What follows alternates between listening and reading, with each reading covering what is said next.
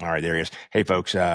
Bunky here. Welcome to Bugman Hangout. And today I've got for me, I'm going to call you a special guest because you and I, we didn't cruise together, but we served together. And this is Louie, Dirty Sanchez, Partida. So before we go on, why Dirty Sanchez? Oh, it's kind of a silly story. Okay. I actually had a few call signs. Okay. Usually, each squadron wants to label you as something, Right. and so Obviously. so training command that never lasts. Uh, and then I went from Texas to Oceana here, Okay. and A-6s, and Uh-huh. and you go to the RAG, All and right. I just tried to keep Louis just because it was simple, but you pick things up. So there was in my first squadron, which was VA 34, the Blue Blasters. I had Chip for a while. My BN was looked like me, only like 3 times the size. Okay. So his call sign was Chunk. So Okay. I was Chip. It was Chip and Chunk. Okay. Um, and he was a great guy from Mississippi.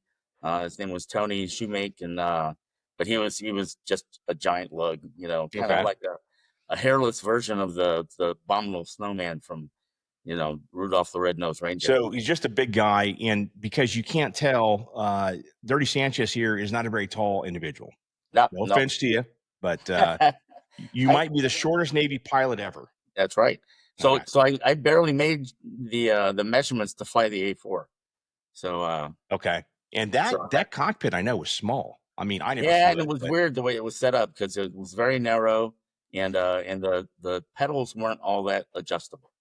okay. So everybody always told me I just should just use blocks and tape them to the pedals. So So you never flew the T-45? nope, we did T-34, T2s, and A4s. Okay. So yeah, I mean, I flew the T2s we talked about, but T-45, I have wide shoulders, and I was literally, and I was not the biggest dude, but I'd get in there and just, I mean, it was such a tight fit. And I heard the A4, it probably wouldn't have fit in because it was a really Yeah, A4 thin was cockpit. was super narrow. If you went when we went down in Texas, we'd go and do AFM and stuff. And the thing about the A4 is the slats are not mechanical; they're aerodynamic, so they Okay. slide in and out on Mhm. their own. All And right. so you're getting high and slow. One of those things pops out, and the whole plane rolls. You just got a rail right in your shoulder. It came back bruised every time. Oh man. All right. Well, I want to hear more about the A4 stories. So before we continue, guys, and I will forget, like, subscribe. It helps out the channel, helps me grow. So let's talk about. We'll just let you.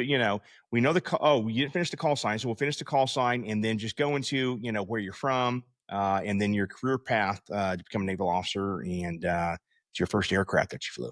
Okay, so so um so after that, I had another, I guess, incident would be the right way.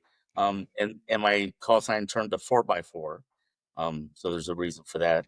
I And can then imagine why. so Okay. and then the what was interesting was the A6 um was not on the block to get renovated again to Right. extend the service life. We went to a big meeting at Oceana, and they talked about all the new upgrades they were doing to all the planes and who was getting GPS. And the only one not getting GPS was the A6. So we kind of knew what was going to happen, and Okay. so everybody's kind of looking for where to go next. 'Cause, it's been around since Vietnam, Right.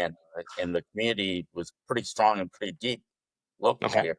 Yeah. So I decided to go and throw my head in the ring to go to post grad school. Okay. And so they were more than happy to send a square peg to a round hole, and off Right. I went to college again. And so that was fun, not quite the Navy, but Navy Right. it.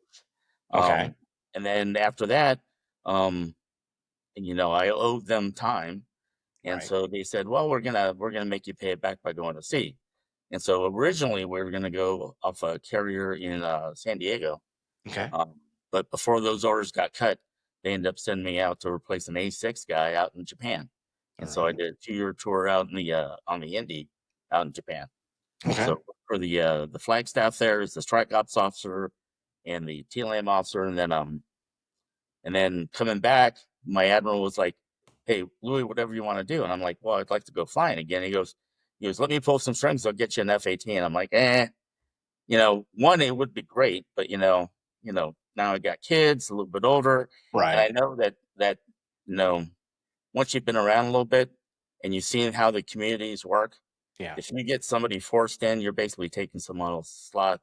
Right. So my name would be Mud. I wouldn't get command, Right. which is fine. I wasn't really planning to stay long. I would just Yeah. wanted to fly again. So first it was training command. I said I'd rather fly planes. They said, "How about E2s?" And I said, "No, going in circles for 7 hours. That's not fun." So what about those C2 things? And then again, more than happy to take my round peg and jam it in a round hole. So off I went. All right. Off you win. Okay. All right. Well, I mean, let's go back even before that. So I know you went to Naval Academy. Yeah. Yeah. So I grew up in California, Which part? down in Southern California. So in Whittier, which is Oh, a suburb of LA. yeah. I mean, I grew up in Laverne, California. Okay, well that's up north. Yeah, but yeah, no, it's down south, but it is east of Whittier, kind of. Okay, We're right next to well it's north of Riverside, right? no, it's west of Riverside. Oh, is it really? Yeah, yeah. Okay, Anyways, okay, so you grew up in Whittier, and Whittier. So and then just before high school, my folks moved out to Orange County, out in okay, a place called Yorba Linda, oh right yeah, near Anaheim and Brea. yeah, very familiar. So Yeah, in my last year of school, I got a part-time job working at Disneyland. awesome. So sold balloons, popcorn, and ice cream. It was awesome. Okay, Meet a lot of girls that way, which is kind of cool. there you go. So I had scored well on the PSAT and Okay, started getting a whole bunch of mailings from different colleges and stuff. And one of the invitations was from the Naval Academy to go to a summertime science and engineering week-long seminar. okay, And so, my family got together, got enough money to buy me an airplane ticket, and I went. And it was cool. You see all the guys in the white uniforms, like selling ice cream and stuff. And it's like, yeah, I I could know. do that. They look like, this is before Tom Cruise. Yeah, So nowadays you say, well, they look like Tom Cruise, right. but Before it was that, so cool. yeah, And dude. the facilities were awesome, Yeah, the laboratories and everything. okay, But I came back and I said, yeah, that's what I want to do. yeah, Of course, I had a really awful um, student counselor, okay, so she didn't really help that much, and I kind of gave up when I was getting close to halfway through. So okay. I put in a application to go to Cal Poly Pomona. That's where I went, by the way. That's where I got my undergrad. Well, see, I was heading there. There you go. So then I get this phone call from the Navy saying, "Hey, we see that you're fully qualified. The problem with going to the Naval Academy is you have to get a nomination or an appointment from either a congressman or a senator or other people in government at different levels." All right.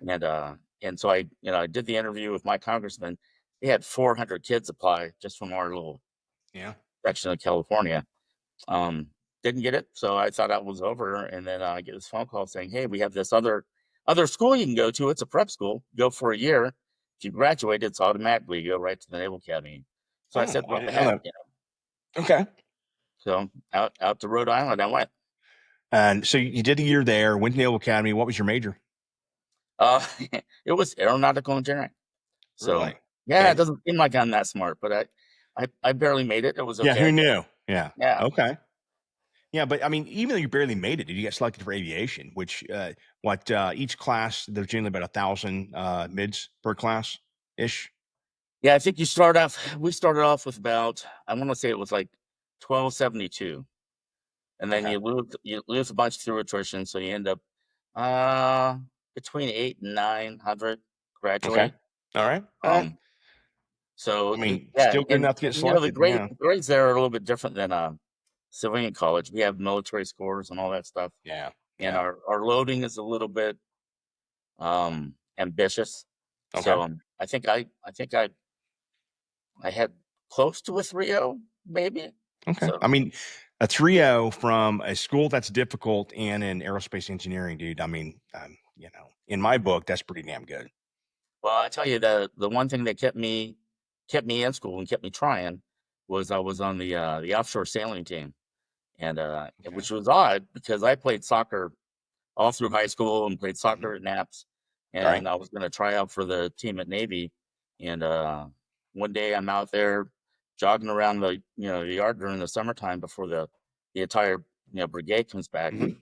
and one of the sailboats has come back into our marina, and it's a big offshore cruising sailboat, and I'm like, Mhm. so I go to the sailing center. I'm like, hey, well, whose boat is that? No, that's a Naval Academy boat. I'm like, "Do- we have those, and they're like, oh yeah, we got a whole bunch of them. And they go off and they race all summer long. I'm like, oh, I'm gonna try that. Okay. So Who knew that Naval Academy and the Navy would have boats there? well, they do. They have a bunch of boats and they do a bunch Yeah. of different stuff. But these Okay. ones they were a lot of private donations to the Naval Academy, Okay. like tax write-offs from big businessmen and stuff Mhm. like that. So they're Yeah. they were like kind of last year's model type stuff, Okay. but they were world-class racing boats. And so Oh. Okay. I sailed on a 48 footer my first year, just pulling strings and Yeah. sails and stuff. My second year, I worked the foredeck on a New York 40 um, class type boat, and then Okay. my junior year and my senior year, I was skipper of Boom. boats. I had a All whole right. team of about 12 guys that worked for me. Right. Well, junior year, I had a few girls with me. Okay. We were All right. co-ed All right. Gotcha. And at the layer so, of difficulty. so, when did you decide you wanted to be a pilot in the Navy? That was that was from before. That's kind of why it all started. I mean, I had read a book when I was 10 about the Vietnam Air War, basically with sabers, Mhm. S-86, Yeah. and decided I wanted to be a pilot. Okay. And so I had, my whole education was focused on getting good enough grades to be able to go. I was thinking the Air Force Academy, but again, I had a really bad student counselor, so Right. didn't really help in that. Right. Well, plus, naval aviators, our wings look better, and we look And, cool in and those who knew, uniforms. and the Yeah. yield Exactly. was Who much knew? much better. So Right. And what's funny is that so I went to NROTC at UCLA, so I was crossed down, and I too had wanted to be a pilot, and so it's my I'm a first class midshipman, and I'm doing my cruise, and I'm on a Knox class frigate, USS Lang. So I'm spending 4 weeks on this thing as a SWO, and I'm hating every second of it. And we're out in the Puget Sound, and get a call that, hey, there's an aircraft out there. So I come over, got these big knockers, and an A-6E Intruder comes 500 feet, man. I mean, right down from the front to the back of the ship, and I'm like, yeah, dude, I got to do something like that. I mean, I'd already wanted to be an aviator, but I was like, yeah, the SWO thing is not for me. yeah. Uh, yeah, Well, that's the thing about the Naval Academy is, every summer you spend doing something. doing So stuff, right? the Yeah, first summer there, well, and again, the reason I stayed was because we also did sailing. So you would go for, like you said, the 4 weeks. So I went on, I think the USS Kincaid, which was a Spruance class yeah, off that's of right. San Diego, Mhm. but I spent most of my time in combat systems. So you're in the dark, going back Yeah, and forth with the swells, it's yeah. not a fun time. No, dude, it's So there was no positives really, yeah. just waiting to get back off it. And then when I got off it, I got to fly out to Long Island and go racing up and down the East Coast in my sailboat. So, Right. you Yeah, know, dude. I mean, it's just being yeah, again, no offense to our SWO buds, but that no, lifestyle was not for it, me. it, And it's a pick your rate, pick your fate thing. right. And it's a big gamble too, because you're like, man, I hope I get naval aviation because I don't want to do anything else in the Navy. But the And Naval Academy, the joke was if you wanted to be an aviator, you didn't get it, you yeah, would jump off your desk onto the hard floor to break your kneecap so you could go supply corps. supply. That's right. Supply was hard to get into because apparently it was a good program that they had going on. Yeah. And there They're were guys making who, money. yeah, man, who picked that. For some Okay. reason, all So the flight officers I know own Mercedes. I don't know why. I don't know. Well, obviously I don't. So, I drive a Ram truck. I don't know. So, there's good and bad, I guess, depending on what you choose. All I've right, seen Lee. pictures of So, your truck. It's a little bougie. yeah, yeah, that's right, man. So Naval Academy, you graduate. What year did you graduate? 86. 86. Okay. Yeah. Man, you are old. Dude, I graduated in 93. Oof. That's what do Okay. you All right. Dude, that was right what? and with Top Gun too was had come out Yeah, 86. that's Yeah. right. Yeah, that's right. I was still in high I school. saw it there in Annapolis and one of Oh, my did you summer really? lights. That's Oh right. man, I bet it was Yeah. crazy then. And So one of my best buds in my company, because so the Naval Academy is all broken up into like 6 battalions, and mhm, there were 36 companies. So we were in a 6th battalion. I was in 32nd company, and in our class in our company, we didn't have any women in mhm, ours. We had women in the class behind us, okay, so we had to bring them along, but ours was just a bunch of guys, and so right, we stayed together all 4 years. They do experiments there all the time, so they switch them after plebe year, they mix them up back and forth. They do all kinds of weird things, but so we right, were just happened to be that one time where we were stayed together all 4 years, okay, basically living with each other in the dorm. gotcha, And so we still chat, we still send emails back and forth and stuff when we okay, can. We're all spread out, so it's hard to get together, but most of right. the bunch of guys up by DC, and when we go up there, we try to see them. Yeah, But it's the camaraderie that you build, man, when you're yeah, going through something like that. so it's a Absolutely. whole bunch of brothers. We got into trouble, so I guess I've been accused of being a little bit of an instigator. So they had done this thing. We called it the Pink Panther, and for years, our wing where we lived in the dorm, the companies in that wing would put on skits the night before a home game, Okay. and they weren't always politically correct, and they weren't authorized or official, Right. and they just kind of happened, but people let it go until it got bad enough that they said, "Yeah, we can't keep on doing that." Okay. There was some, they beat up a car, a Yeah. stripper showed up once, there's just crazy stuff. But Saturday Night Live was just starting out back then, right? And it was Yeah. really popular.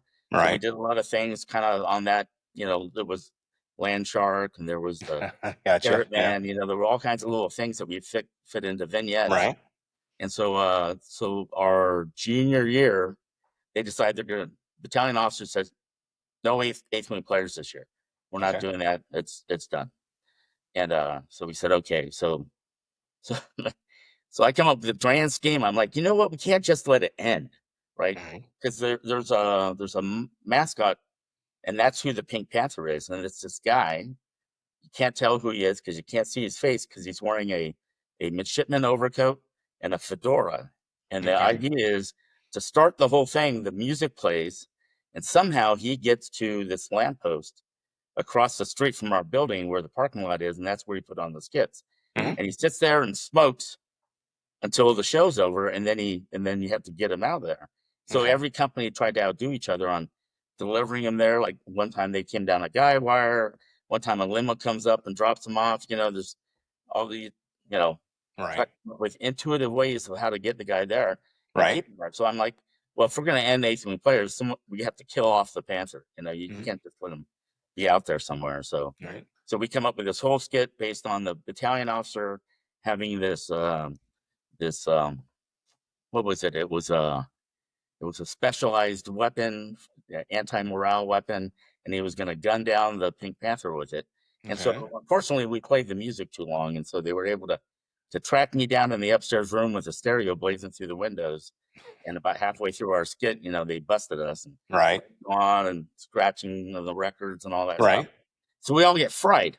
Yeah. So, and the way it worked at the Naval Academy, there were different offenses, series of offenses, Mhm. 1,000, 2,000, 3,000, 4,000, and 5,000 was like one step from being kicked out. It was the Okay. maximum thing. You'd be on restriction for a long time, but it would also it would also gain you acceptance into what they call the Black N Club. And guys who did a Okay. 5,000 series offense, you would be able to get a yellow letter sweater with a big black N Mhm. as surviving being like the Right. work. Yeah. They only fried us at 4,000 because they didn't want to make martyrs out of us. Gotcha. So, All right. but we were on Okay. restriction from September all the way until Army Navy game. Oh, shoot. So Well, it was a long thing. We called ourselves the infamous blackheads because we well, had these mesh sock uh-huh. bags that were black, Yeah. and we'd wear them over our heads to hide our features. Shame on you guys. All right, Yeah. man. So let's we'll head. Okay, so you get commissioned in '86. You said, Yep. right? And then so you select flight school and you go off to flight school. So where'd you get a primary? Well, first with Um, API, and then yep. yeah. Yeah. Okay. So we went to well, so I got married the day after graduation. Oh, okay. So April and I knew each other in high school. Oh, She wow. was a freshman when I was a senior. Okay. But we kept in touch the 5 years I was gone, and then I had invited her out to a ring dance where we did a Naval Academy ring, Hmm. and and I tried to look smart and pose a hypothetical question, Right. and and then she said, "Well, are you asking or just wondering?" And so then I had to pony up because Right, dude. it was the beginning of the weekend. That's right. So You're like, well, I guess it's better. And you're like, hey, so what are you doing next Saturday? And so, okay, well, all right. So you get married. then we went to Pensacola, and Yeah. so when I was coming through flight school, they were having issues with training flow and manning, Hmm. and so we go down there, and I did the intro in Pensacola, and then we got put on a hold for a couple months, Okay. like until the spring. So I didn't report until September because I was sailing all summer with the Okay. Naval Academy race team. All right. And so we brought the boat back. I actually um, did some sail training with the plebes Okay. until I was detached, and then I went and picked up April out in California, and we drove across, grabbed my stuff, went down to Okay. Pensacola and rented a place, started school, and then we got put on this hold. So me and my buddy, um, basically my brother from another mother, Yeah. um, he was down there as well, hold as well. So we Yeah. called up our old sailing coach and said, "Hey, you know anyone who needs a couple guys to pull some strings on boats?" And he goes, "Well, there's a big racing week-long event down in Tampa Hmm. called the Southern Ocean Racing Circuit." And he goes, "Yeah, let me call around and see who needs some crew." And so Yeah. he gets us on a boat. This guy was a Porsche dealer from Cherry Hill, New Jersey, who had rented a motor yacht as well as have his boat. And Hmm. so we stayed on the motor yacht and we sailed every day for about a week. Okay. Did that, then went to Milton and Okay. did a VT6 there. And then when we graduated from there, I went down to Texas, down to Beeville, Oh, you went to Texas. Old Beeville, Texas. Okay. Yeah. So you selected jets, got to Beeville, did the T2 and TA4. Okay. Yeah. And now were A6 is your first choice out of Beeville? No, I think at that point everybody was picking F-18 first. Okay. And A6 it wasn't a, I wasn't disappointed. Hmm. Um, Dude, I mean, dude, it's a But, legend. all the guys that wanted to go jets wanted to go pointy nose at some way, Of so course. either F-18 or F-14, and we all saw Tom Cruise, so we all like, Yeah. Yeah. So you're like one be a Tomcat "We could be better driver. than that." That's right. Yeah. I mean, dude, I mean, it's an A6 Intruder, man. I mean, No, it was badass, legendary. and we had a Yeah. lot of fun with it, so, Yeah. when I went through the RAG, this is, Where was the rag, by the way? pre-technology time. Hmm? Where It was was the here in rag for the Oceana. A6? Okay. All right. Yeah. Now, did they have two of them at the time? They did, so, they were dual coast, so they had Okay. in Oceana and up at Whidbey. Okay. Yeah. So All we right. had the Prowlers and the A6s and P3s, and Okay. then we had Oceana was back then called the Master Jet Base. They had all Right. the F-14s and the A6s Gotcha. Okay. as All right. So well. you went to the rag, and what was it like? I mean, so the A4 I heard was awesome, by the way, right? Because it's an attack jet made into a trainer, so it has this high performance. Oh yeah, Yeah. it's lightweight and it's skinny and Yeah. it's fairly maneuverable. The A6 is not. It's heavy and Yeah. it wallows.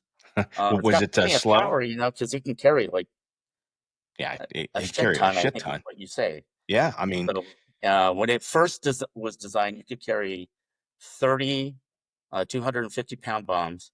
okay. When they upgraded the airframe with the SWIP, which was it's like a service like extension, Hmm. but they added some some performance and technology stuff. We got the flare and some Right. other things in it, and it Yeah. changed the geometry of the main landing gear covers, Okay. and so we lost a couple of bomb stations. So we had our max was 28. Okay. So So you go to the rag, and then what was your? You said earlier, but what was your first squadron in E6? Fleet squadron. DA-34. Okay, and out of down in Florida. Oh, it was here at So, Oceana. Ocean. Okay. Yeah, so Oceana was basically divided in half. So the north end was the A6, and Okay. there were actually two old hangars, and then they built a newer one. Uh-huh. and they moved most of the operational squadrons to the newer one, Okay. and the RAG took over the old hangar. Okay. Um, but so I had some, I guess, teething issues coming through aviation. I was never a natural pilot, Okay. and flying Navy planes is not a natural thing anyway, really, because Right. there's not a whole lot of feel, especially in a Grumman thing. It's all they got like weights and springs and pulleys, so And to you make flew it pretty much close. nothing but Grumman except for the training planes. Yeah. Yeah. Yeah. Yeah. But so I had gone through, I got delayed when I got up here. I got stashed at the wing, worked for a couple of really great guys, did the whole SEER school thing, came back, started through squadron. Okay. I got all the way through the majority of training until we get to the weapon stage. And for the Mhm. weapon stage, we did out to El Centro Mhm. for 3 weeks or something. Yeah. And you fly, you do tack stuff up, because the sky's clear, Yeah. and It's then always we clear. bomb a whole bunch. Mark 76, Blue Death, like you read about, Yep. Yeah. and like every day you're flying. And um, we, so the very last event we do is a close air support mission. Hmm. We do all the planning for it. So you're up the night before, drawing out all the cars, mapping everything out, figuring out how it goes. And then the way they had it set up when we did it, it was basically all student run. So the first plane, Dash One, was a student pilot and a Okay. student BN leading a four-plane, and then we had instructors. I had an instructor BN. I think there was another one in one of the planes behind us, and then two instructors were in the plane that did the spotting, and they Okay. used work Pete on a rocket, Okay. and we were bombing the Chocolate Mountains north of El Centro. Hmm. But we had first time we were using live high explosive weapons, so we had live Mark 82 Snake Eyes, Okay. and we're out there going to do close air support. And so you hang out at the an initial point, and then you go to a turn point, and then you get into the target. Right. They mark the target with the Willie Pete, which is white phosphorus. It gives you a very visible white smoke, Hmm. and then you bomb that thing. We were going to go like 6 runs, so we had 2 bombs per run, Hmm. all set to go. And on the first run, you push off every minute interval from the Right. time hack. So the first guys go, and I'm dash 2. We Okay. push out. As soon as we push out the navigation system, it's a they call it a ring laser emission navigation system. It's got a gyro, high speed gyro and stuff. Okay. And sometimes they don't always work smoothly. All So right. my BN's over there. He's an instructor. He's kicking the damn console, trying to get it to work right. We get down to the point where we're just DRing, and we Hmm. plan for that. So we have All on right. an e-board. You have, all right, I fly at this speed to this point. I turn to this heading, and I fly for this much, and that's where the target should be. Right. So we're about halfway through there. We turn the turn point, and we hear on the radio the spotters talking to the first plane. The spotters say, "Hey, the spot is a dud. Continue. Call when you have the target in sight." And so we're waiting. We're waiting. Now we're heading towards the target, and Okay. I'm like, we're pretty close to where the target is. And then Hmm. we hear from the first plane saying, "Target in sight." And they're like, and the spotters say, "With the target in sight, you're cleared hot." Off they go. They drop the bombs, right? Yeah. And I'm like, we should be. I mean, I'm the student pilot, but we should be right here. It's Yeah. right here. And my Right. BS like looks around, he sees the bombs go off, and he goes, "There it is." He goes, "Go over there. It's not close." And I'm like, okay. So I power up. We head out that way. I freaking roll over. I see a target in sight. They say, "With target in sight, you're cleared." Drop. I drop my 2 bombs, and it makes. In the end, they say it makes like a perfect X in the desert. It's awesome, right? Right. Except that as we're pulling off, my BN sees that we're past the train tracks, which the train tracks are outside the border of the range, so we're not where we're supposed to be. So he calls abort to the rest of the flight. We go to the dump thing. We dump off all the rest of our bombs. We go back to El Centro. Everybody's somber. Yeah. Something happened. We're all in trouble. And they go out and investigate. They find out that we were, I don't know, like maybe 100 yards from some campers that were out there in the hills. Live ordnance. Live ordnance that blew out their windshield on their RV. There were shotgun shells everywhere. So I'm Oh pretty sure man. that I was being shot at because I was Right. dead too. So the first one comes, Yeah. they're so they actually had some witnesses that testified. They said, we go out here all the time. We ride our motorbikes, and we see the planes flying over there dropping bombs, and it's awesome. You see the big explosions. He goes, this time it was kind of weird. He goes, we're all hanging around the campfire, we're having some coffee because it's early in the morning. Right. Then this plane flying right towards us, and then it dives down at us, and then we see the bombs come off. Everybody's like, hit the deck. They all hit the deck. Boom, boom, boom. Holy fuck. What the hell happened? And then they get up and they're dusting themselves off and they see me coming. So yeah, it was super exciting. They got invited. They tracked down the owners of the RV. And they got free tickets to the El Centro Air Show next year. They got the VIP treatment. Everything was good to go. Did they? So was the RV destroyed? Not destroyed, but there was some damage. It was just punctured. Yeah, Yeah, there was some shrapnel. So So let me get I have a straight. piece of shrapnel on my shelf left over from the event. Oh, It's yeah. like a memento. Yeah. Well, I mean, so you were off target, and then you missed the other target too. Kinda, be better. Luckily, no one died, so we can laugh. Really, Yeah, really good. yeah, man. But we can It's laugh at it freaking now. That's awesome. right. Back then it Yeah. wasn't. So Well, I'm sure. they made me do like 80% of the training over for the rag.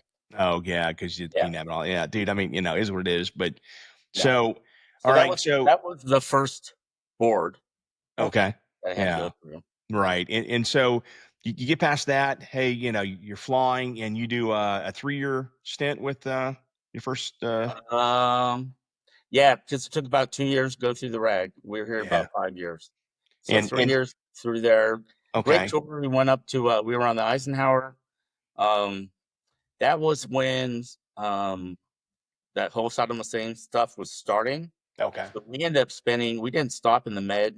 We went through, flew some in the Red Sea, and then just went to the Gulf. We went to Dubai like 4 times, Bahrain twice, back through, and then our only stop in the Med on the way home was Palma. And April and some of the other wives came out and met us there for that. okay, and then so you were part of Desert Storm then in '91. You were No, prior to that. that was actually pre. So, well, no, that was what was it? We went after the initial. So what was it called? It was Uh, Desert Shield. yeah, Desert Yeah. Shield. So Yeah, okay, when the Eisenhower was out there, that's when they crossed the border in Kuwait. okay, They started flying missions to hold them off, and then they got relieved because mhm, they were at the end of their cruise. They got relieved by 3 carriers. Eisenhower came back. We started doing our workups for the next cycle, and okay, then when everything kind of okay, went went, off. Okay, and then we went after the big fighting was over. okay, And we kind of went. I kind of went every time in between the heavy stuff, all right, but we were there. So like when we went flying, that whole area north of Kuwait where the road of death happened, right, where all the Iraqi vehicles were bombed. mhm, That was our new target spot. So uh-huh, we'd go out there, and that's where we do our practice bombing. okay, In fact, there was this great video. One of the F-18s was targeting an APC, but it had just rained the night before, and so okay, all the craters were all filled up with water.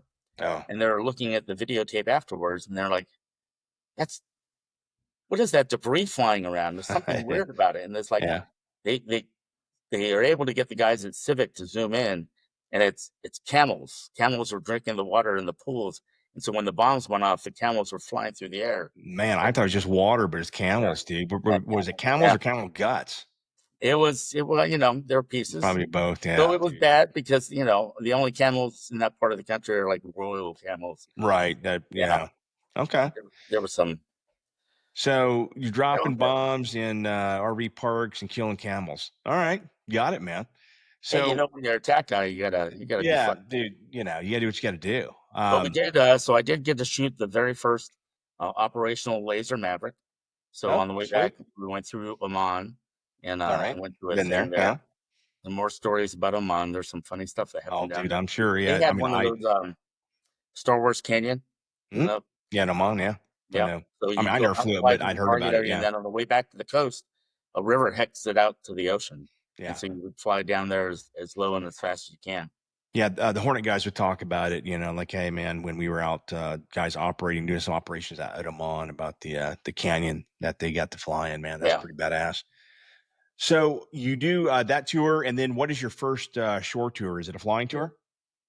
No, that's when I went to post grad school. So Oh, this was the post grad. Okay. when we got back from the squadron, there was a little bit of a stand down. We had just got into workups. We had switched ships, so we were the part of the new crew for the GW when Okay. it was commissioned. All right. So I flew for the commissioning ceremony. I Okay. was part of the formation overhead for that. Awesome. We went to Fallon, and we were doing our Fallon workups, and that was my last um, big participation event in the squadron before I left. And then I Okay. went to So, grad school, mhm. um, aeronautical engineering again. Um, Okay. Luckily, they set me up for a quarter of what do you call it? It's like rehab, school rehab. So I took some introductory engineering and math courses to kind Okay. of get myself worked up to speed. Get back Because into it. yeah, Yeah. because it had been like 8 years since I've been out Yeah. of school. No, I got So you. and now we had a daughter that we just had Okay. before we left, and so did that. That's 2 years of school. And then at that Got back. point, well, the A6s are going away, right? At that Oh point, yeah, so you're going to retire. that was the deal with the A6 is going away, and they knew before I left. So that was they had another statutory board that was what they called a quality spread, that they were going to look at F-14, F-18, and A6 guys and Mhm. figure out of the three communities, Mhm. how they were going to pick department heads to move to F-18s and Okay. scatter about Right. and whatever. So we had there was a guy I work with now was an A6 guy. He went F-14s. Okay. A guy in my squadron went F-18s. Um, so I didn't get picked to go F-18s. That's why I picked post grad school, Okay. because it gave me Gotcha. some All right. options afterwards. And so, how did you end up with the COD, man? The Well, C2. so I went. So coming back from or towards the end of post grad school, I had already got selected for O4. Mhm. So I pinned on the oak leaf, so I was already a lieutenant commander. Um, and the detailer said, "Listen, you got to do a payback tour for school. So we're gonna send you to a disassociated sea tour. You can ask for one, but basically here's what you have available. You told me so. Right. Initially, we were gonna go out of San Diego on a carrier with admiral staff. Um, that that got taken by an F-14 guy, and so I Okay. ended up going to Japan. So I was on the Indies staff as a strike ops and the TLAM officer, and I also did all the live exercise planning for all the bilats with the Koreans and the Japanese. Back Okay. then, um, things were a little bit different. The Japanese were not allowed to do any military exercises except with the United States. Okay. So when we did multinational stuff, it was always in phases of one nation and then the next one and the next one. Mhm. So we Okay. do the planning conferences where I'd have to fly around to Okinawa, Singapore, up to northern Japan and stuff to work all the details out so we could do these big exercises. Right. Okay.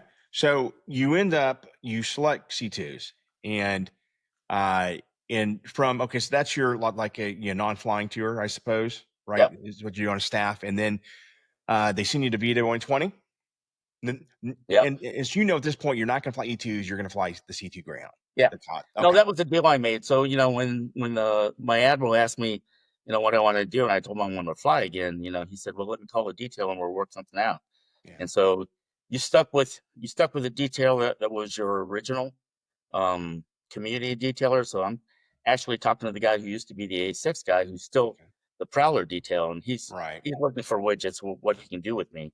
Hmm. And that's when we made the deal. He said E2s, and I'm like, "What about C2s?" And he goes, "Yeah, if you do C2s, you can pick your coast." And I'm like, "California, because that's where I grew up. We Sand go dog. back to family." Yeah, Seemed that's like a what I good did. idea. The Yeah. funny part was that we had to come back here to 120 in Norfolk Yep. for the RAG training, Yep. and everybody was still here. There was a whole bunch of A6 guys still around. Still hanging We out. sort of plugged back in, and it was like I almost I almost paid off Pete and Eddie to swap places so I Okay. could stay here in Norfolk, but Right. And he wasn't having any of it, and so me and yeah, you Andy wanted Turner East ended up Coast. going Well, to San Diego. that's because the West Coast, you thought you were getting away from night traps, right? And so you're like, hell yeah, day only, living on the beach, and you get out to VRC 30, and that's where you and I met because I was a JO at the time, and here we are, Well, dude, flying so day and what was night. funny was when I was on Indy, Asher had come out to visit, Okay. and the big thing was that the R on the West Coast, our cods were still flying night traps, Yeah. and that was for me that was a selling. I actually like night traps on the A6. Yeah, Oh, I was like, I mean, dude, no one likes night traps, man. I don't no, care no, what no, you no, fly, but yeah, no, the okay. C2, it took me probably a year and a half to get the sight picture on the C2 down Yeah. because it was off center. I was Yeah, always, dude. Yeah. yeah, I was always cocked up trying to land. Trying to Um, freaking get aboard. And, if you look back, I mean, obviously, I say obviously, but maybe not. I mean, I assume the cod was harder to land on the boat than the A6. yeah, well, you had less opportunities, I guess. We Yeah, had true. we had a guy in our squadron who flew overpowered in the A6, but the A6, we have spoilers, not ailerons. Right. And so he just went back and forth on spoilers, and it came down like a leaf, and he would be able to keep Right. it on and on all the way to the deck, even though Right. he had a little bit more power than you're supposed to run with. Right. So everybody had their own little tricks and stuff like that. The Yeah. C2 was just it was a little bit of a struggle to It get was a thunder started. pig, man. I mean, and I've trapped in three. I mean, as a student in the T2, and then later on, actually, I went back to boat in T45, and that was easy. But it should be easy because the trainer, if that they're making it tough. But the cod, I mean, it was I ended up with left seat like 78 night traps from the left, and another 90 plus in the right. As an instructor as well when I was at 120, and it was it was the thunder pig, man. Not easy to bring aboard, and nighttime. I mean, it's nice to have someone in the right seat, I guess, who could help you out. But Yeah, here you are. so we were the last dead to do night. Oh, were you? Okay. Yeah, on the West Coast. So I was on Lincoln, and when we were getting ready to work up, the decision had already been made to stop doing Yep. nights. Yeah. But our CAG said not until after JTFX, Okay. or no, not until after we got past oh Thailand.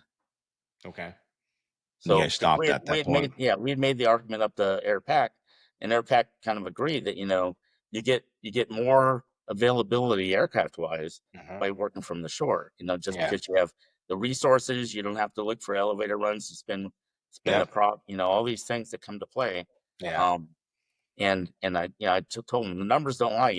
We can guarantee more availability of our services if we're Yeah. able to work from the shore. And so they agreed, Yep. but our CAG said, well, not until after we get out there. So we Gotcha. ended up flying night hits all the way until we went through the strait. Okay.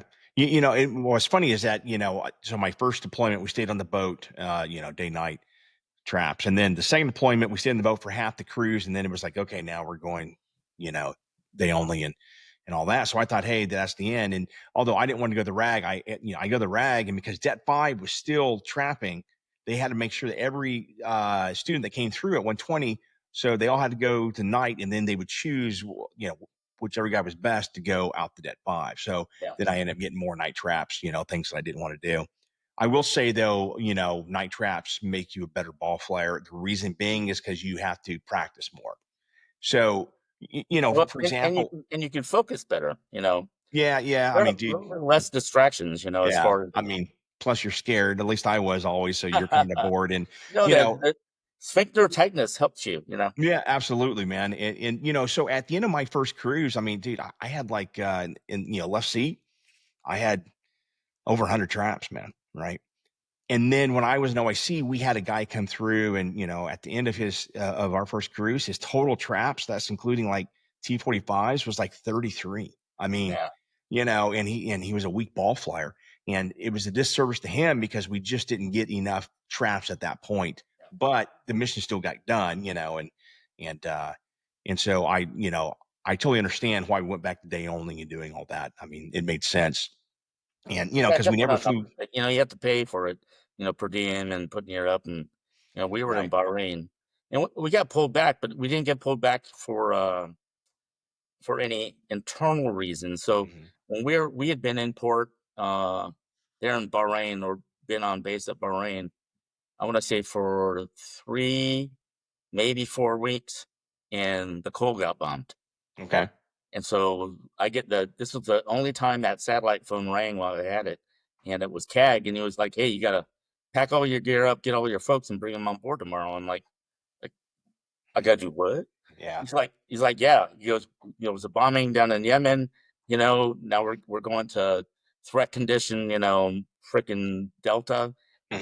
so there's no guys off the ship. Everyone's coming back. And so it's like, oh, great. So, tell the troops, hey, everybody get ready and we're going to pack up. The thing about being stationed in Bahrain, and this, I'm sure, is that you get TAD orders. You can go to the package store and Yep. buy alcohol, right? So we all had our little apartments, that we shared, Hmm. and each Remember. each person would get like a bottle of liquor and then a case of beer, and so we had stockpiled all this stuff, Yeah. drink, refreshments, and we had a bunch of it, and you couldn't take it back to the ship. So we're All like, right. big ass party, and that's where Yeah. Munson had a fire. Oh, So I yeah, mean, you're not supposed to bring back the ship. And dude, I was OIC, right? oh yeah. And the Kaj, but Well, phone so rang. there are circumstances, like so. Right. My admiral on the Indy, he would tell us stories about when they were, flying out of the Philippines, and they come on board with big Yeah. boxes wrapped in brown paper, Yeah. that keep them busy all the crews, Yeah. I and then mean, when yeah. up my first A-6 squadron, we had a Foot Locker full of stuff for when we went into port, and we'd I set up mean, the admin. yeah. I mean, that was the, and like I was saying, the Kaj would call me and so I'd get his office and he's like, the Admiral wants a bottle of Jack Daniels. Yeah. And he'd slip me money and I'm like, what's that? I'd bring it back and, That in made a deal, secret. man. Mostly we just did magazines and pizza. Well, I mean, yeah, oh yeah, of course we did that stuff, but that was that particular admiral. I won't say his name, but he liked to drink, Nice. and we were his supplier. And I'm like, dude, if I ever get busted, you better go to bat for me. But that never happened. So, all right, so you're out there, you're flying the cod, and we talked about this, and there was the your incident. Uh, Oh, so that was like after. So yeah, we did the this is around Lincoln the cruise. horn, right? Yeah, we did the Okay, Lincoln cruise and got back. okay, And and I was still at the squadron for another like 8 months or so. And right. then who was it? I want to say it was Jack Kennedy was skipper. Yeah, Mad Jack, yeah. Yeah. So he calls me into his office and says, "Hey Louie, since you're back and you're not working up and you're gonna be leaving here in a bit." He goes, "I signed you up for the Nimitz debt." I'm like, "What Nimitz debt?" He goes, "Well, they're bringing the Nimitz around from Norfolk around the Horn, and they're just doing a light load, but they need a cod. So I want you to take a cod and 4 pilots and like half a debt and go do that." So I fly out to meet with the Nimitz folks and figure out what they need, and we get our Who were rooms your and pilots, staffing. by the way? I forget. So we had Tiff Uh, and then 2 nuggets. Um, you had I forget now, man, who you had. yeah, I I'd have know to him, look but it yeah, up. I'm just having a brain fart. I Okay. got pictures in the other room, but Yeah, okay. so yeah, so everything was, so it's a little weird. So we get on board in Norfolk and head down south, and the problem is that this cruise started just a few weeks after 9/11, and Okay. so everything that they had planned for us to do with his port Mhm. visits and everything like that has all changed. We're not going into any ports. It's all COD missions, and it's the air wing is the reserve air wing at New Orleans, right? Okay. And the way they work is they're going to have guys, like half the wing is going to come out for 2 weeks, Mhm. active duty and fly, and Right. then they're going to leave, and the other guys are going to come out. Which Okay. means since we're not going into port, it's all COD taking guys back and forth.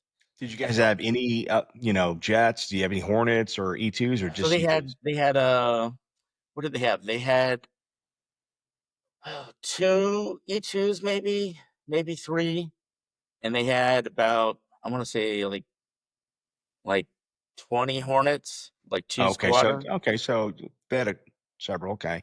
Yeah, Hey, so you know how carriers work, right? yeah. They Yeah. are I've been on one. they're a city on themselves, right? Yeah. fully loaded with fuel, ammo, aircraft, parts, all this stuff, right? Yep. Well, then Nimitz didn't have that stuff, right? Okay. So she's not full of water. She's not full of fuel. She doesn't have any ammo, right? We're light loaded with planes, so we only have a few. So Yeah. she is a little bit like a cork in the water. Okay. And so this is where things get a little dicey. Is we're heading down around South America, Okay. and the waters get rough, the winds get high, And you so were in the left seat this day? well, so we would switch since there were 4 of us, and we're Right. trying to bring the nuggets along. You had 1 cot or 2? I'm sorry. I keep coming That's back the to that. one cot, Just but we 1 got 4 cot. kites. Okay, gotcha. So you're trying to get these guys. Okay. Yeah, so we paired up. So usually the way we work is we take turns, Okay. Yeah. so everyone gets to experience launching and landing, Yep. and we can talk each other through. So it'd be Tiff in one of the nuggets or me in one of the nuggets. Okay. On this day, we get on there, and so the way the day, like I said, this is a Grandpa Pettibone story, right? Right. Yeah. But we're scheduled to do this mission, days in advance, right? We know Okay. we're going to fly into Montenegro, Uruguay, pick up a bunch of DVs, bring them to the ship for a tour for the day, and then take them back in the afternoon and come back before sunset, right? It's all going to work right. So we get up in the morning, bright and early, and the ship's rocking, right? It's moving around a little bit, and we get the phone call in the radar room to brief and hold. Okay. So we go downstairs, get something to eat, come back, and we're holding. And they say, okay, your plane is still in the hangar bay. Pre-flight it, and then return to the radar room and stand by. And we're like, okay. So we go to so you can only do so much pre-flight when it's tied down in the hangar bay. Oh, yeah. And so then we're waiting, and now it's getting late. It's getting like 10. Now it's going to be really tight. We're going to be able to get a quick tour and then take them back. So then they're saying, okay, we're going to try and take the plane up to the flight deck. Okay. No personnel on the elevator with the plane as we take it up. And they've already canceled the Air Wings flights for the day. And why'd they cancel it? Because the Because weather? the seas. Yeah. Yeah, the seas were okay. The ship's moving. Okay. Yeah. And guys, what I mean by moving is a ship a carrier, this massive piece of metal will rock and roll, man. It'll do all sorts of things. Yeah. Especially depending on if there's a big swell or not, Yeah. and Yeah. which angle the swell is determines how the boat moves. Yeah. And so we get the plane up to the flight deck. We finally get up there. We finish the pre-flight. We get in there. The Nugget's in the left seat. I'm in the right. And we get it started up and everything ready to go. And we're empty except for the crew because we're going to pick up the DV.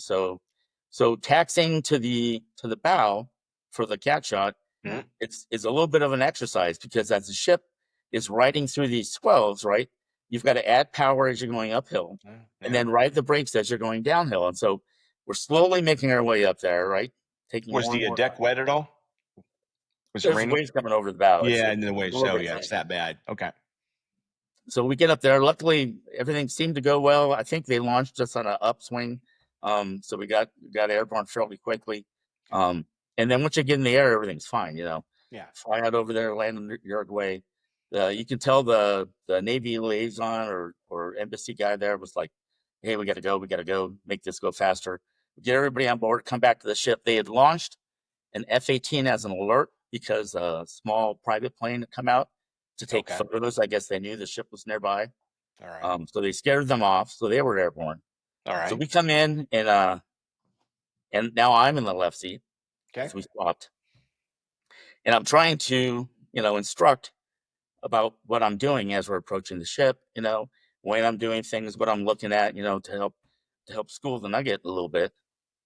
And we didn't do a break. We did it straight in because we had passengers. Okay. And the ship is just moving around. And so the LSO is giving me power calls. And real quick, so LSO, there was one LSO on the platform. Yeah, so when they did the personnel swap, I think what happened was they only had one qualified LSO. Okay. And so they had wing qualified observers out there with them, but they weren't manning the phone. So and he was out on the deck looking at basically the glide path, and there was no one looking at the TV for lineup. All right, so for those folks who are still with us, I was an LSO, and so what you normally will have with paddles is you're going to have a team of aviators out there. You're going to have 7 or 8 guys, gals, and you're going to have, the primary LSO is going to watch the glide slope. You're going to have watching line up. And so those are your two. You have a CAG paddles, you have a guy calling the deck. And so you've got a team out there watching all this. And now here you are in, in winds that, in sea states that aren't exactly ideal. And they have, really one guy out there. Okay. Yeah. So I'm chasing lineup as the boat swings back and forth, and he's giving me power calls to keep me, level on the glide slope. And I'm just, about halfway down, I stopped talking to the Nugget because I'm focused so much on just trying to get the plane straight. Right. And we land, I catch the 3-wire in the middle, but we're shooting left. And so we swing out, and, it's one of those things where your eyes get really tight and you're hoping you stop just before, and not quite. So the left main mount ended up in the nets. Okay. The nets gave way. The plane comes down on its belly. The prop shreds against the net frames. Okay. And we pull the emergency cut levers. Okay. The crew in back lowers the hatch. The firefighting guys are plane captains. Freaking, like, before the props even stopped, we're at the plane tying down the right mount to the deck. Man, the brown shirts were just freaking amazing. How many people are on board? I think we had like 21. And they're VIPs, and they're probably like, "Oh, this is great, one man." Was the Uruguayan Secretary of Defense, man. So, and so the picture showed up in the newspaper the next day. Oh, I'm sure. Yeah. Yeah, and then Uruguay Times or whatever. It's great. One of the passengers that were evacuated out the back, turned around and then took a picture down the flight deck with the plane angled over the edge of the deck, covered in foam. It was beautiful. I mean, and it's okay. So part of this is a lot of small mistakes, created a large mistake. And it irks me. Like, we talked about earlier with my pass off the coast of Thailand, and, the ship didn't maneuver out of a storm to land us with VAPs, but they maneuvered out, for the Hornets. Okay. And with you, they have one dude. I mean, one LSO. I mean, that's completely unsat in my book. I mean, it just, it's, so mistakes. So, so, I harbor no ill will about how it happened or why it happened. I know it. Right. I was a participant in it as well. Yeah. I mean, yes. And our personality type is not to quit. Right. Or whine too much. And so, and even at the time, you're trying to make it work, Right.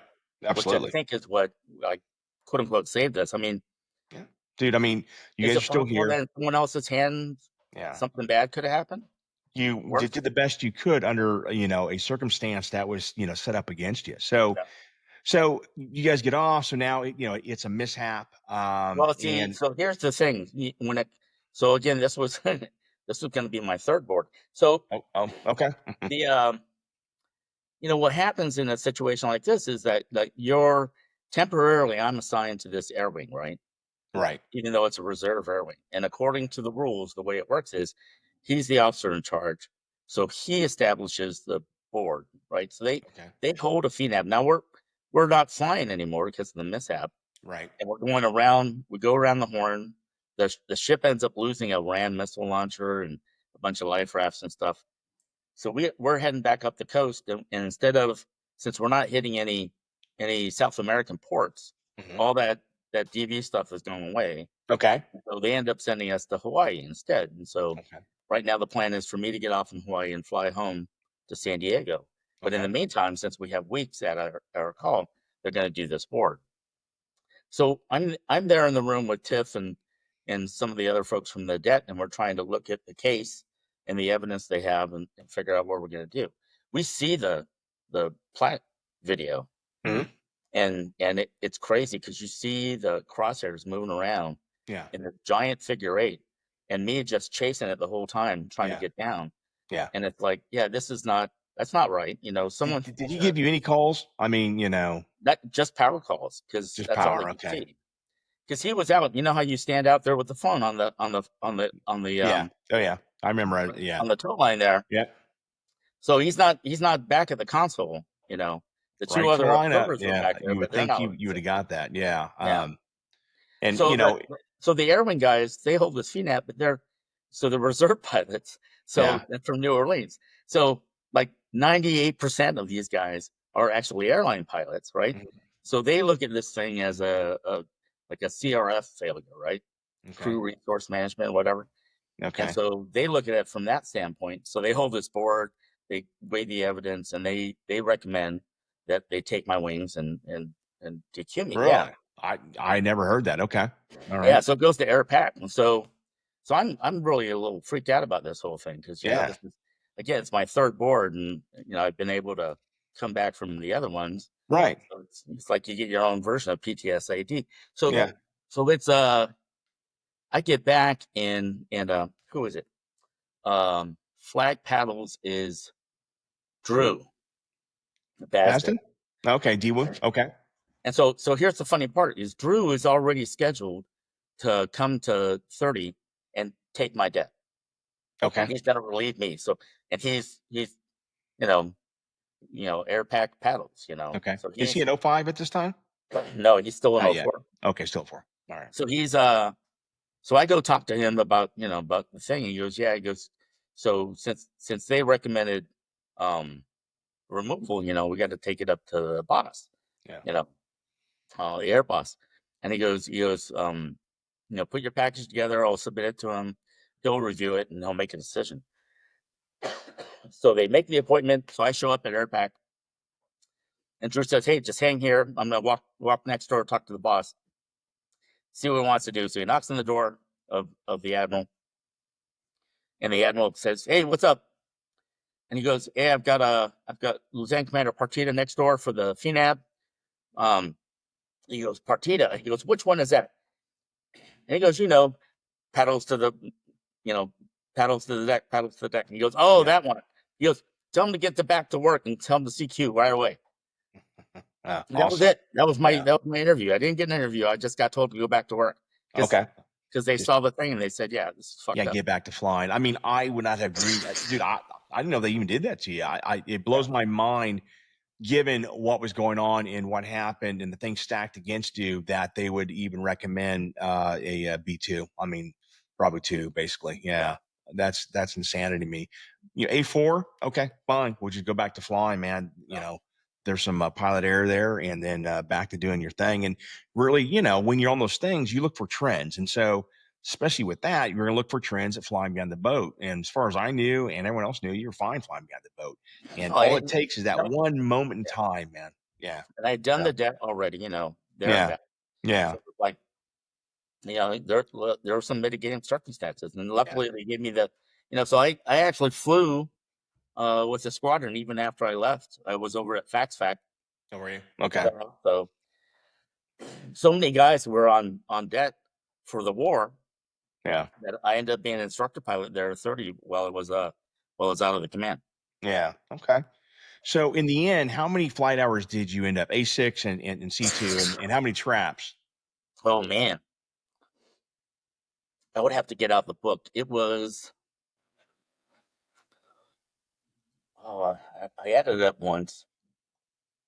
I think I had about when the A6 I had like 97 night traps, Okay. and I think like around 297 traps total. Okay. That's in the A6 though. A6, yeah, Yeah. and the COD wasn't nearly that much. It was Right. only a handful of night traps, and then I want to say it was like 50, Okay. 50. Okay. Yeah. I mean, in the C2, it's like when I was doing day night, let's say my first deployment, I had a total for the entire cruise about 80 traps, which is pretty damn good for a COD. I mean, and then you go day only, you're gonna get like 30 for the Yeah. whole thing. And I ended That's up the on with biggest the thing is that when we're flying from the beach, we were really good as far as availability. yeah. We were like 90%, for the time we were in the Gulf. Mhm. Um, but again, you're flying, one way to the boat landing, and so every other day maybe you're getting a trap. Yeah, I mean, what I was gonna say was that me being, the experience. So, for example, when I was in Kingsville, to be a lead safe, you had to have over 100 traps, right? So Hornet guys easily had that, but it was the COD guys especially who wanted to do that. Now I had in the left seat, I had like 297 traps left seat in the C2, and Wow. then another 300 plus in the right seat. So. And of course, I go out and I become a lead safe, and I never did it though. I got calls for it, and then they were just so busy flying to get to do it. But it was like it was nice to be able to go out there as a COD guy, and represent or at least get trained for it. But that was the biggest thing. And so when the COD guys come through, they were coming through, and guys want to be lead safes, and they finished their tour. We had one guy; his total trap count was like 50. So they just couldn't go out, and they could waive it, but you had to be pretty close, right? They Yeah. had one guy, I forget what he flew, but he had 90 traps. So they waived that. But if you're down 50 and stuff, there's just, nothing they could do. So anyway, so you finished there. And then how did you finish out your career in the United States Navy? So when I left the squadron, I went to Fax San Diego right there. So Okay. my CAG from the Lincoln, CAG 14 out of Lemoore, Mm-hmm. had taken over as CO of Okay. Fax. Back then, it was a post Major Command 06 tour. Mm-hmm. So he was there. He was getting ready to retire. They had picked, and I had made 05, but I hadn't Yeah. screened for command. Right. And so I had one more look coming up. So I was, wanted to go somewhere where I was doing something. And then we got noticed that the XO left, and their replacement for the XO was an 04. And so my Okay. captain said, "Well, that's bullshit. I'm not going to do that." He goes, Right. "Louie, you be the XO, and we'll make him the OPSO." And it's like, well, fine with me if it's okay with him. So they worked it out with the detailer, and that's what happened. And so basically, I ran the place for a couple of years. Okay.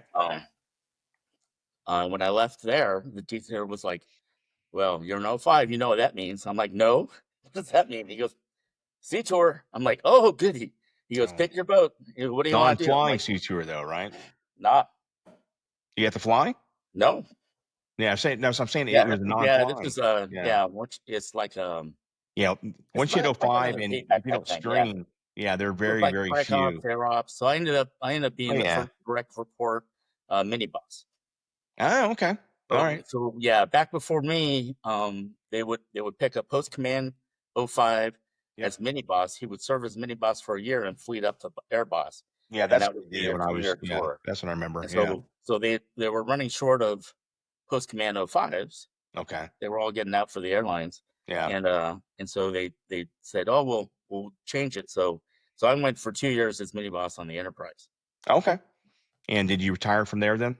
Nope, I came back, and while when we were working up, I met this guy from Float Training Group, Hmm.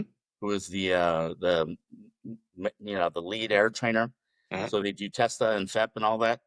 Yeah. And so he was getting ready to leave from his billet Okay. right about the time I was getting ready. So I extended on the Enterprise for a little bit, and Okay. then took his job at ATG Atlantic here, and ended up doing all the. I was in charge of all the flight training, flight deck, for small decks, amphibs, and aircraft carriers on the East Coast. Okay. And that's basically Yeah. your 27 years, you said? Well, so I did that for 3.5 years. See, it gets longer, and then I was Okay. looking for another job. So Yeah. then I got fired from a job that I never actually got.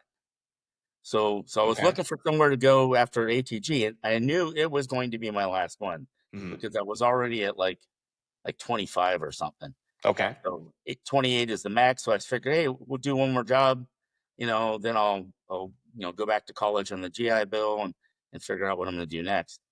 And I thought would be great would be go to the Joint Staff College up here, Hmm. right? Everyone I know that went there was like, what's his name?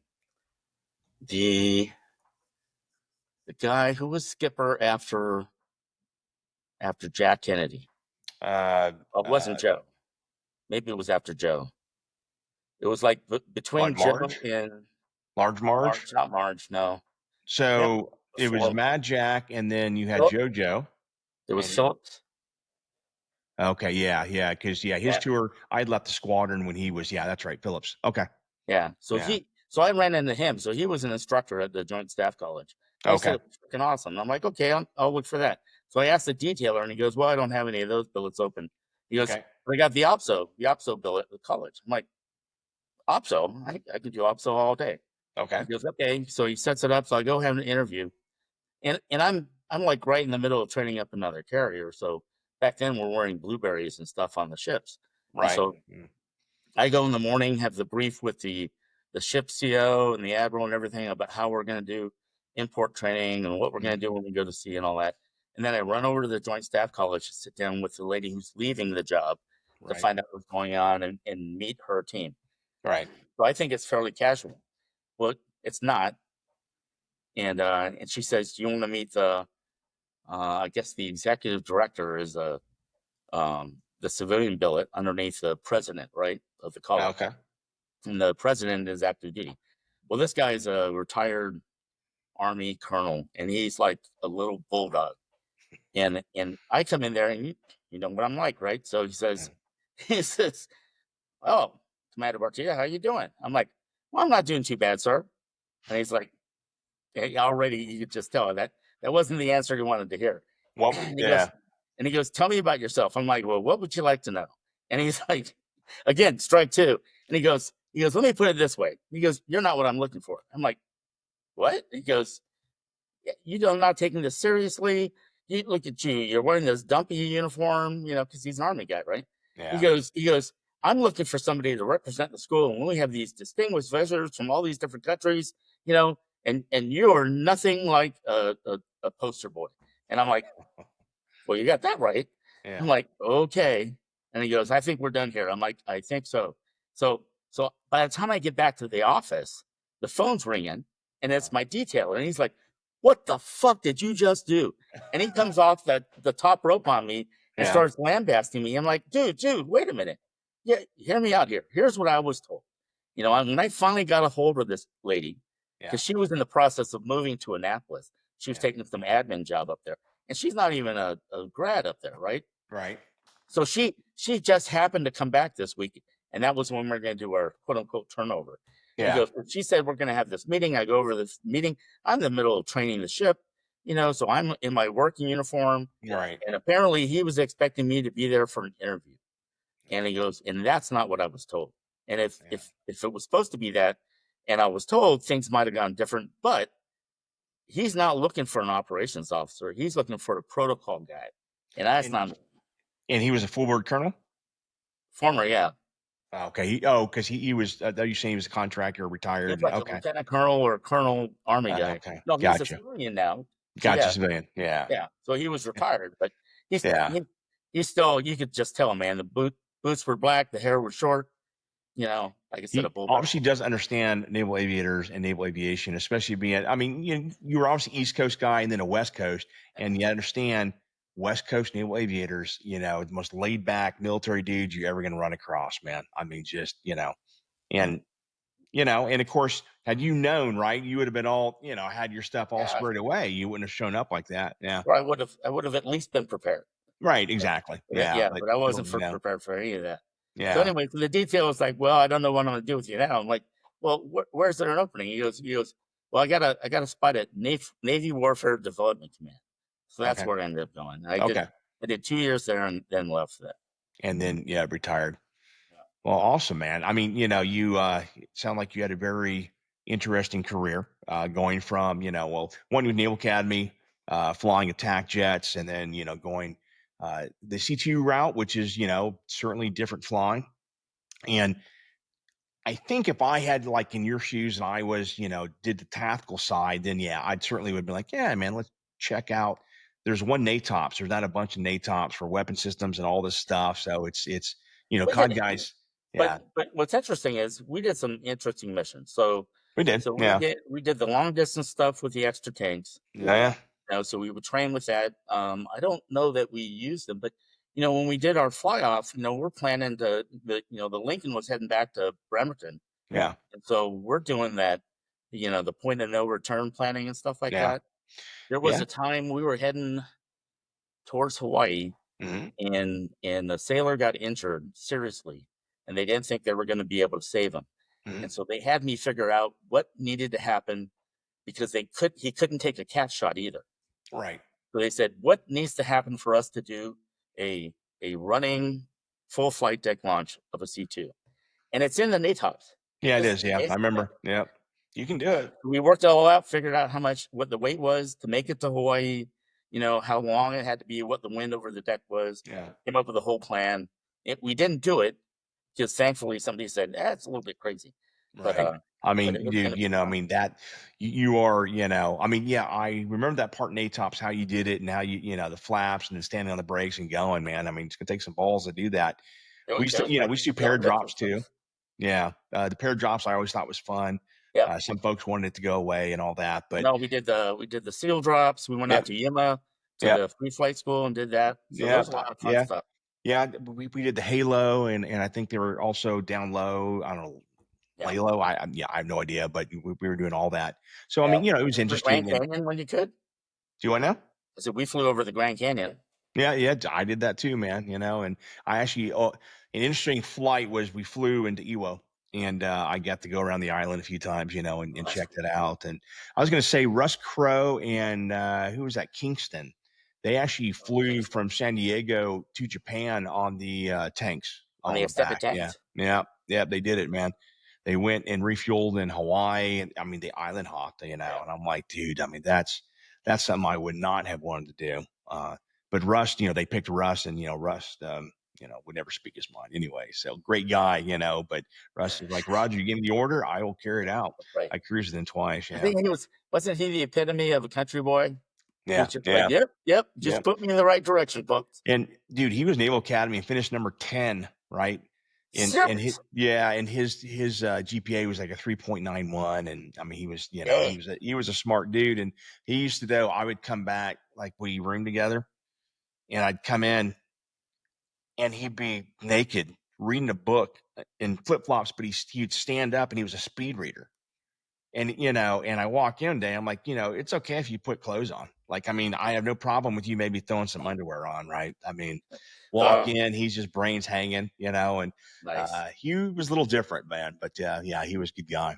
So hey, man, dude, we've been talking for a while here. I appreciate you coming on, Louie. I appreciate the stories and especially opening up. I know it's not always easy. I too, with my mishap and having FNAB and on board and going to that mess, and you went to it, three freaking times. Um, the first one's pretty funny though, dude, rolling in on the fucking target, and dropping bombs in RV park. That'll You know, teach those so guys to mess with you. so that incident ended up on TV, or at least mentioned on TV. Really? From what? Yeah, The news? back in the day, remember the show LA Law? Yeah. Yeah, so they did an episode where somebody was suing the Navy because of all the accidents, Uh huh. and they laid them off, and it's like you drop missiles off the side of a ship, you bomb campers down in El Centro, and it's like, oh man, we're on That's TV. awesome, man. You're like, so we've got the rubber dog shit out of Hong Kong and Top That's right. Gun. You got that part, right? So, and then I don't know if you noticed in Maverick, Top Gun Maverick, they use VRC-30's ready room as their ready room. Did you Oh, see was that? that? Yeah, yeah, Oh, that yeah. is. Of course, the I bar was not the real I bar. They built that up Yeah, I heard about because that. Yeah, you can't fit that many people, can't fit obviously, in anything the in room. the eye. No, it's tiny. People don't know No, how small it is. I know, man. And So the volleyball scene, what was that all about? yeah, dude. Yeah, that doesn't happen. But nor do cool call signs, which I don't think you really did. You explain as to how you got Dirty No, Sanchez? so the simple story is that I told an off-color joke, Yeah. uh, and that was the punchline, and so it just stuck. So it's stuck. Okay. Yeah, I got mine in flight school actually at BT4, and it stuck. You never know. They just something happens, and they're like, "Oh, dude, you're Dirty Sanchez. You're Bunky." So Yeah. all right, brother. Hey, man, I guess we'll call it quits here. A lot of good stuff. And thank you for coming on. And again, folks, if you're still here, like, subscribe. And any questions, comments, just, let it rip down in the comment section. So, all right, man. Take care, brother. We'll Hey, talk soon. hey, take care, man. All right, man.